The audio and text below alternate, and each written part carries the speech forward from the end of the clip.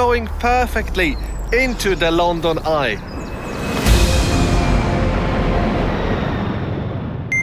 The day has come. We're in the perfect position, all thanks to Martin, and we are shooting a pinkish kind of moon, fading away but going perfectly into the London Eye. It was a dream to shoot something like that at 500. We're shooting from Greenwich Park, and it's literally just going perfectly. I cannot believe this.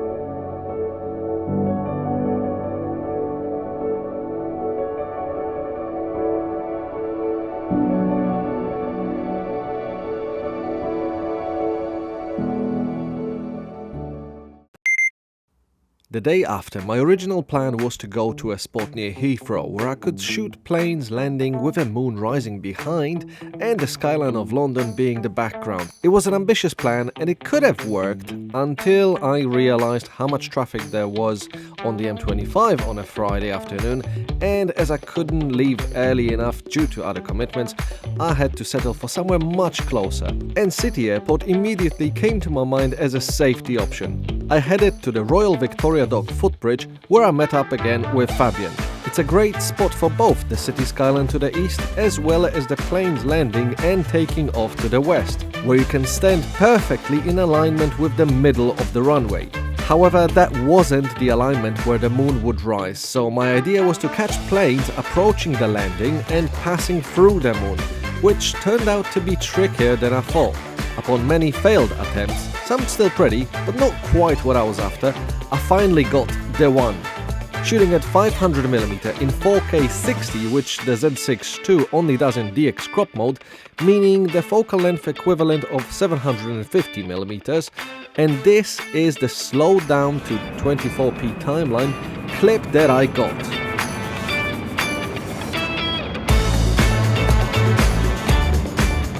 After that, I tried a few takeoffs through the moon, again quite tricky, mostly failures, but this one that happened right at the end was a shot that I'm pretty happy with.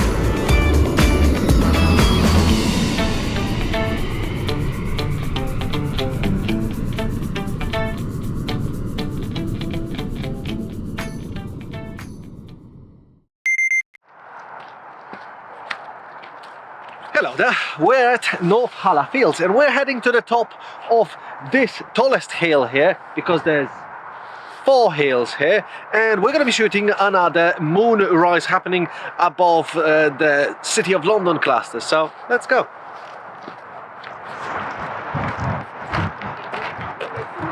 And we reached the top. Charles and Fabian is already here. The view is spectacular, but it's really windy, so I'll definitely have to somehow use the heavy-duty tripod and then clamp the camera and put some weight over just to stop it from shaking because it's really windy. Still fingers crossed that the moon will show up as planned, so time to set up. Right, we're here. Gonna set up somewhere here. This will probably shake, so no, not gonna use that. Maybe just gonna just below it to avoid as much wind. Let this protect the wind, and I'm gonna just be below it. So I've set up my camera, the Z6 II with the 500mm, shooting without any ND, set up the stabilizing arms and even the 2 kilos of extra weight on top of the camera in order to prevent the wind from shaking the tripod. Tonight's gang got significantly bigger. Also, Luke joined us and Martin and Henry.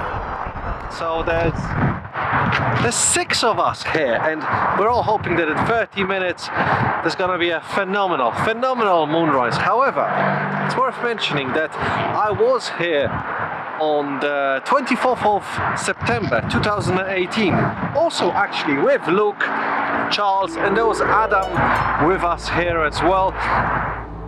Back then, I also had the Nikon P1000, which is a super zoom camera that zooms in all the way to 3000 millimeters and can shoot 4K with it. And just look at that detail. That zoom range is just incredible. You could see the planes taking off from City Airport on the left of this frame. The detail of BT was just incredible, and planes landing at City Airport too, in between the Tower 42 and some new skyscrapers being built. As the night was approaching, the moon was just about to rise, and seeing it rise in the V shape between the cheese grater and the scalpel was just an unbelievable sight. Speeded up a little bit, and I've noticed that I captured actually some flock of birds flying past the moon on a few occasions. A couple of them were just sporadic birds, and then right at the end there was this rather big flock of birds. Pretty cool. It's not quite a plane flying past the moon this slow, which actually is something that I caught just moments later. Look at that trail behind that plane. That is quite something. And this is the crown jewel, what I captured. Almost like a flame of the moon detaching itself. It's like a flare, last flare of the moon detaching itself from one Canada Square. What a sight that was. I couldn't honestly believe that. And right at the end, I caught one more plane with this massive flare tail flying past the moon. And just look at the detail of the moon. That camera can definitely deliver, as you can see from this zooming out example.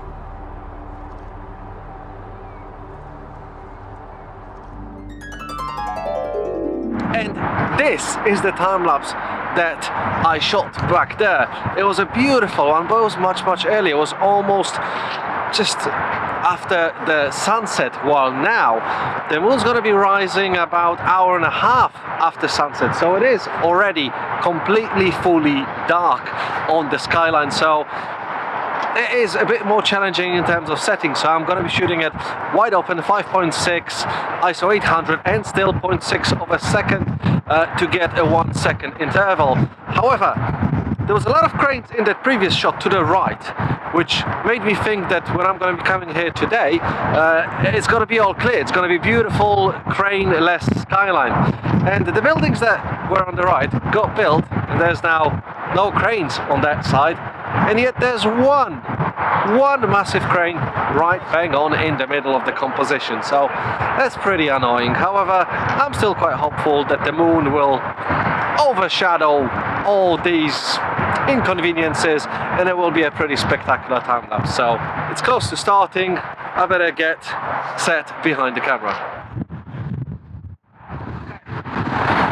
Everything is set up. 6 minutes to the moonrise. I'm gonna start shooting about 2 minutes to the moonrise. Oh, it's so cold. So I just started the time lapse and now it's all fingers crossed.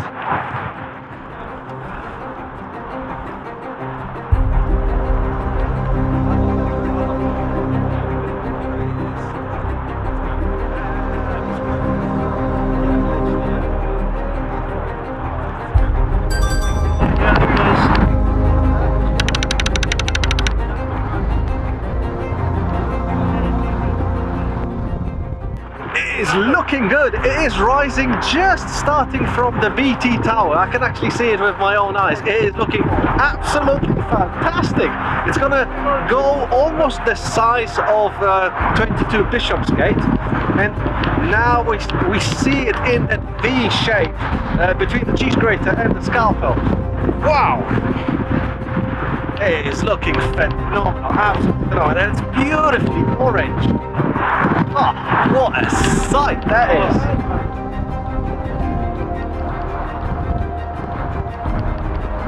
That was absolutely epic. The moon is now leaving the frame just above the shard, and that's when I'm going to be stopping the time lapse and I can show you the result. So here it is.